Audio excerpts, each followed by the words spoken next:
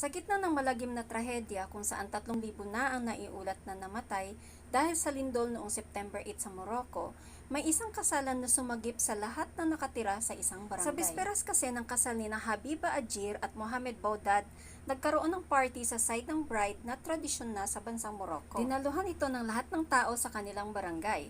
Ngunit ang masayang tugtugan ay nauwi sa sigawan nang biglang lumindol ng malakas at nawalan sila ng kuryente. Sa higit 600 bisita nila sa party, isang 8 taong gulang na batang lalaki lang ang nasaktan dahil natamaan ng bato sa ulo, ngunit ligtas naman ito. Nasira ang halos lahat ng bahay sa kanilang barangay at ang tent na itinayo ng pamilya ng bride para sana sa mga bisita sa kasal ay may mas malaking pakinabang dahil naging temporary shelter ito ng mga nawala ng tirahan.